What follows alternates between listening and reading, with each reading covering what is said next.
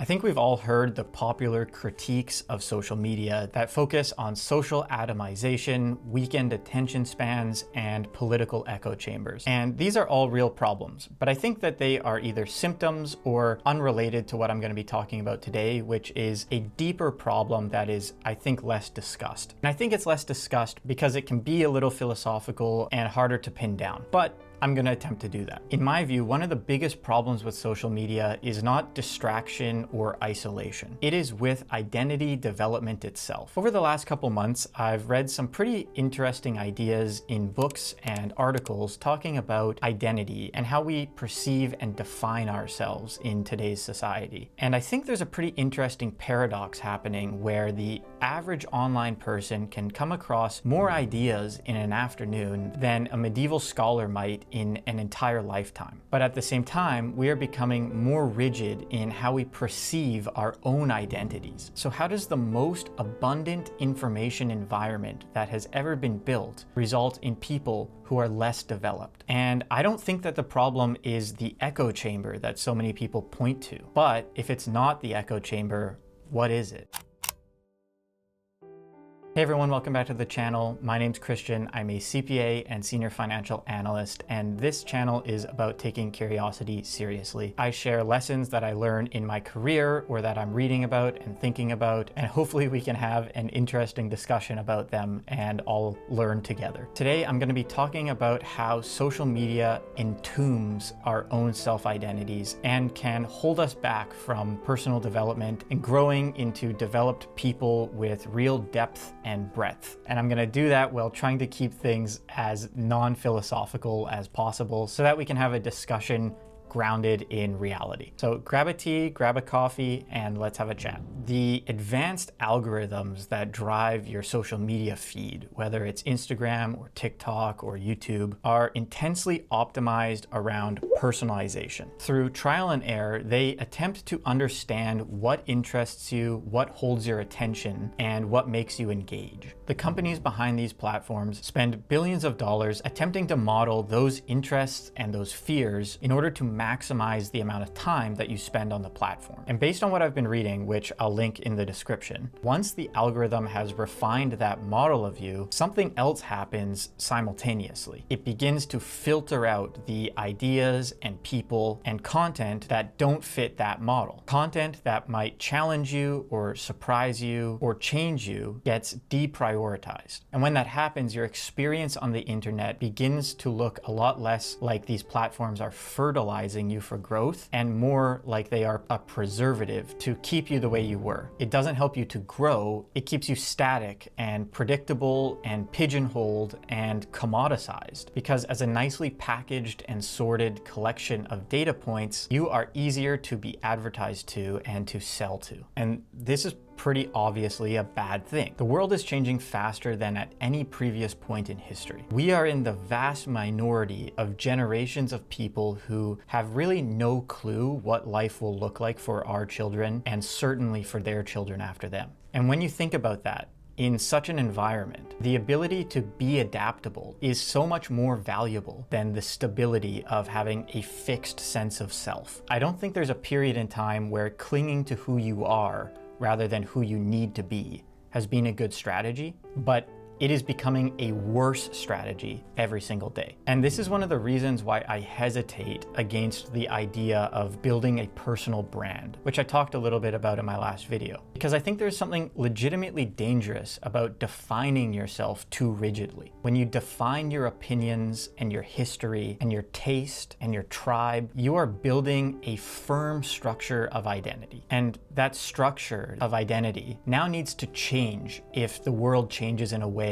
that you need to adapt to. And change, when it threatens the architecture of who you are, doesn't feel like growth. It is more like a small death. To make this more real, have you ever been asked by a friend or a colleague how a hobby or a job or a life goal is going, and you had to explain to them that you no longer do that thing or no longer care about that outcome? Sometimes you make excuses, sometimes you might just say that that thing doesn't interest you anymore, or something else caught your attention and takes priority. The reality is that it's completely fine to change your path, but you try to explain it through a narrative because there is a cognitive pain associated with that change and admitting that change occurred. That's what I mean by small death. And again, it shouldn't be that big of a deal, but social media compounds the problem because the platforms don't just mirror who you are, like I explained. They also ask you to perform and to curate an identity for the public. And the result is a feedback loop. The platform reinforces your identity by what it shows you. You inhabit that identity more completely via your online behavior, and then the platform reinforces that further. And breaking out of that loop requires a self-dissolution that is genuinely difficult because the algorithm is working against you every step of the way. So that's sort of the point I've been reading, but I actually disagree with some of it. And here's how I disagree. I think there are two implicit arguments in what I've just told you. The first is that algorithms are bad because they influence you, and it's better to be self-developed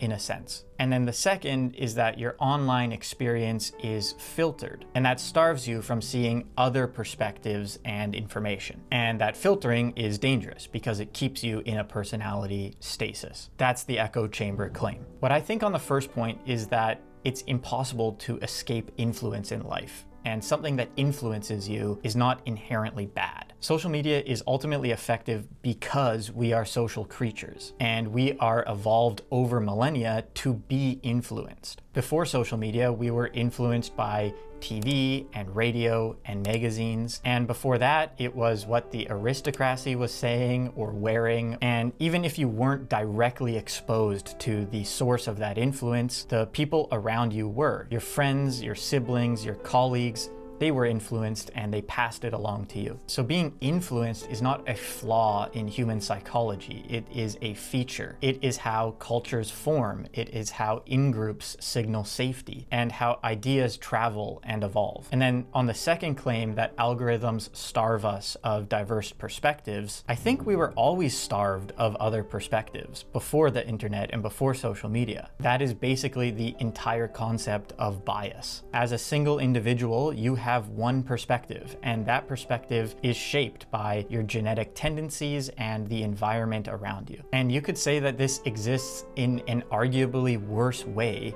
without social media, because without the internet, we would be limited by the proximal or temporal distances of reality. So the problem, in my view, is not that social media influences us. And I don't think the problem is that social media filters information, because we get that in reality too. I think the critical distinction between how we were influenced historically versus how we're influenced today is not the presence of influence, but the pace. I think the speed at which information is presented to us on a daily basis threatens our degree of agency over what we do with that information. The ability to sit with and play with and think about a piece of information is the key lever for becoming a person of depth and breadth. And that is diminished when you have information flowing through you at such a rapid rate. What I'm trying to say here is that the endless feed of frictionless content steals from you the opportunity to do something intellectually essential: digest, to allow yourself to be immersed in an idea or a sound or an aesthetic long enough to metabolize it, to filter it through your own experience, to push back at it, to integrate what resonates with you, and to discard what doesn't. That information digestion process is not something that can be done quickly,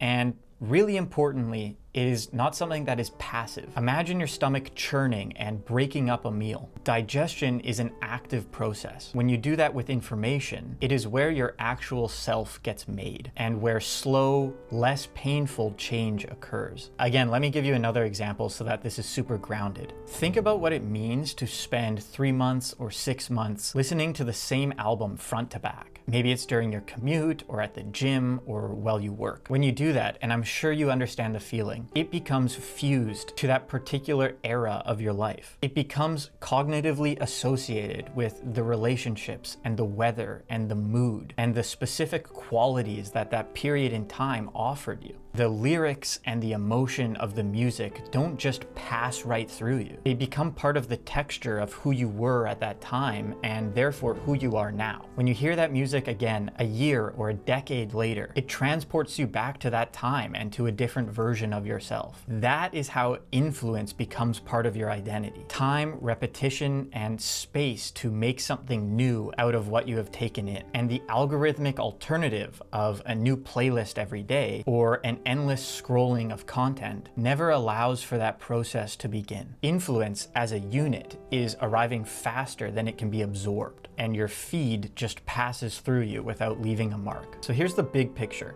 I read a book a few years ago called Entangled Life by Merlin Sheldrake. Great book. It's all about mushrooms and fungus and stuff like that. Seems unrelated, but there's a passage in the book where Sheldrake describes how biological organisms are better understood as a series of events rather than a specific thing. Every cell in your body is continuously splitting and replicating and dying, and our physical forms are in this constant state of flux. In other words, stasis is unnatural. And your identity, I think, is subject to the same logic. It's not this fixed thing to be discovered or to be defined. It is a process that requires time. So I think the algorithmic entombing of the self that these things that I've been reading are talking about is real. Ultimately, social media platforms are less profitable when you are still becoming. But I don't think it's stealing your ability to think independently. That never really existed in full. And while it is starving you of diverse perspectives, the alternative is also doing that. What it does is put pressure on the time that you need for the process of identity formation to occur. And a process, when it is accelerated enough, breaks down and stops being a process. It fractures into exposure without integration. And without that integration, your personal development can't occur. So look, I don't know if there's a clean solution to this, because being real, social media is also pretty useful and it's not going away. But I think looking at the dangers of it in this way is a little bit more honest and a little bit more accurate. And I think it helps us understand that it's not necessarily a technical problem with a technical solution. Improving the algorithm to show us new stuff is not necessarily going to fix the problem. What we need to do is allow ourselves to have time away from being online, to be a little bit more intentional in curating the things that we allow into our mind and that we spend our time thinking about. And there is an element of needing to create from what you consume. And that doesn't necessarily have to be creative in the way that we think about it in terms of making art or writing, but you need to be able to brood and think about and experience information in the context of your life and as your life moves forward. So that's what I'm thinking about right now. Let me know what you think. I think this is a really interesting discussion and a really interesting concept, and I would love to hear what your guys' thoughts are. So leave a comment below if you liked that. If you did like this video, I think you'll like this video over here. People seem to like it. It's some lessons that I learned from a philosophy book about being authentic and living an authentic life and what that means. And if you're not subscribed, please subscribe, and I will see you next time. See ya.